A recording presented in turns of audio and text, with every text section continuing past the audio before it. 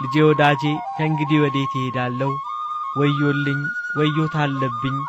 አንተን እንዳይገሉብኝ ሄሮድስን በመፍራት ካንተ ጋር ከኢየሩሳሌም ሸሸው። እዚህ እስክደርስ ብዙ መከራ ከፈልኩ። ረሃቡ፣ ጥሙ፣ የፀሐዩ ዋዕይ። ዛሬ ግን ከሄሮድስ የከፉ ወንበዴዎች አጋጠሙኝ። ምነው በሀገሬ በነበርኩ። ዮሴፍን የሚያውቁት ወዳጅ ጎረቤት ዘመድ አዝማዶቼ ባሉበት በቤተልሔም በነበርኩ። እንዳይገሉ ዮሴፍ ይለምናቸው ነበር።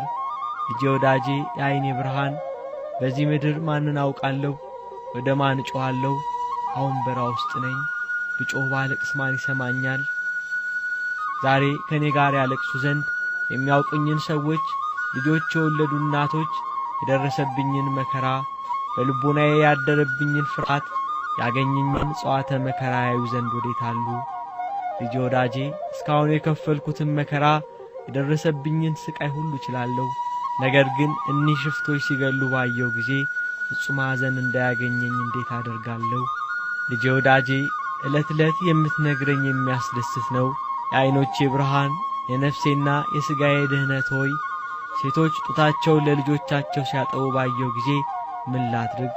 ሄሮድስ ከጡታቸው ለይቶ ልጆቻቸውን የገደለባቸው ሴቶች ዛሬ ከኔ ጋር ያለቅሱ ዘንድ ሻለሁ። ክቡራን አባቶቼ ነቢያት ዛሬ ከኔ ጋር ያለቅሱ ዘንድ ወዴት አሉ? ልጄን ለመውለድ ያበሰረኝ ገብርኤል መልአክ በዚህ ቦታ ለቅሶዬን ያይ ዘንድ ከኔ ጋር ቢኖር እወዳለሁ። ከዘመዶቼ ወገን የምትሆን ኤልሳቤጥ ልጇም ዮሐንስም የልቦናዬን ሐዘን ያዩ ዘንድ ከኔ ጋር ሊሆኑ እወዳለሁ።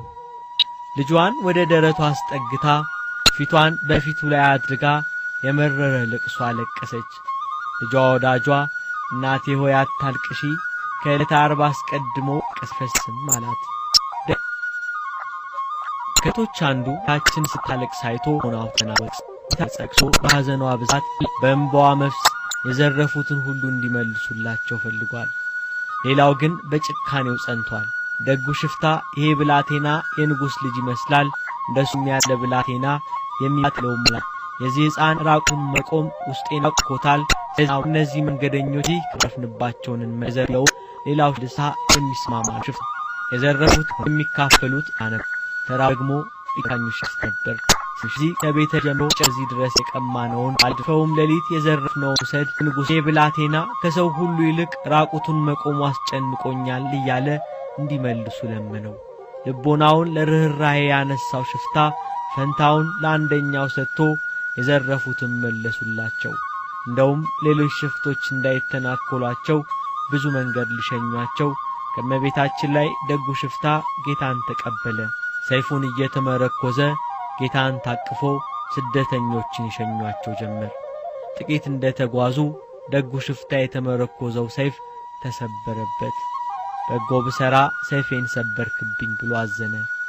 ጌታ የተሰበረብህን ሰይፍ አምጣ ብሎት ሰብስቦ ቢያቀርብለት እንደነበር አድርጎ ሰጥቶታል። ይሄ ደግ ሽፍታ በጌታ ሥራ ተደንቆ ይሄ ብላቴና ከደቂቀ ነቢያት ወገን ነው አለ። የተናገረውን አላወቀውም። ጌታም አንተ አዳምን ቀድመህ ገነት ትገባለህ አለው። በሁለቱ ንግግር ሊዘብት የፈለገ ክፉ ሽፍታ ከደቂቀ ነቢያት ወገን ቢሆን አይደለም አንተ ወንበዴውን ገነት ትገባለህ ማለቱ ብሎ ተሳለቀ። ጌታ ይህን ደግ ወንበዴ ባረከው። ብዙ መንገድ ከሸኟቸው በኋላ ተለያዩ። ለእናቱ ለእመቤታችን ለድንግል ማርያም ስለነዚህ ሁለት ሽፍቶች ፍጻሜ ነገራት። በኢየሩሳሌም አይሁድ አንዱን በቀኜ አንዱን በግራዬ ይሰቅሏቸዋል።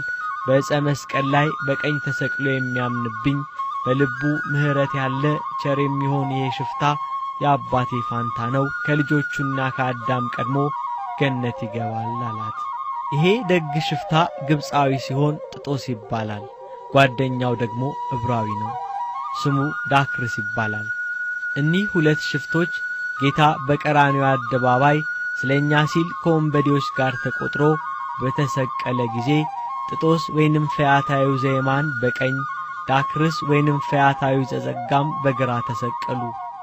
ይሄ የደግነት ሥራው በሽፍትነት ወራቱ ለጌታ ያደረገው በጎ ተግባር ተከትሎት ከጌታ ጋር በተሰቀለ ጊዜ የጌታን አምላክነት ለመግለጽ ተአምራት ሲታይ ፀሐይ ብርሃኗን ስትከለክል ጨረቃ ደም ስትሆን ከዋክብት ሲረግፉ አእባን ሲፈረካከሱ መቃብራት ሲከፈቱ ሙታን ሲነሱ መንጦላይተ ምኵራብ ሲቀደድ እኒህ ሰባቱ ተአምራት ሲደረጉ አይቶ በርሱ የደረሰው ስቅላት በሥራው እንደሆነ በጌታ የደረሰ ግን ያለ በደሉ እንደሆነ ተረድቶ የጌታን ንጽሕና በገለጸ ጊዜ ዓይኑን ወደ ሰማይ ቢያቀና መድኃኔ ዓለምን በሰማይ በጌትነቱ ተመለከተው። በዚህ ሰዓት ነበር አዳምን ቀድሞ ገነት ሊያገባው የሚያስችል ልመና ያቀረበው። ተዘከረኒ እግዚኦ በውስተ መንግሥትከ፣ አቤቱ በመንግሥት በመጣ ጊዜ አስበኝ። እውነት እልሃለሁ ዛሬ ከኔ ጋር በገነት ትኖራለህ ብሎ ገነት እንዲገባ የደም ማኅተም ሰጠው። አዳምን ቀድሞ ገነት ገባ።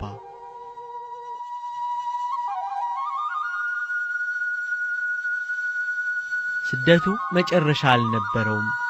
ሌላ ጉዞ ተጀመረ። ድካም፣ እንግልት፣ ስቃይ። ጌታ በፈጣን ደመና ሆኖ ወደ ግብጽ ይወርዳል ብሎ ነቢዩ ኢሳይያስ በትንቢቱ እንደተናገረ ነቢዩም ባቆምም በዚያው መንገድ ኢትዮጵያ መግባታቸውን ተናግሯል። ከጥንት የታሰበ መንገድ አየው፣ ኢትዮጵያና አውራጃዎቿ አይደንግጡ።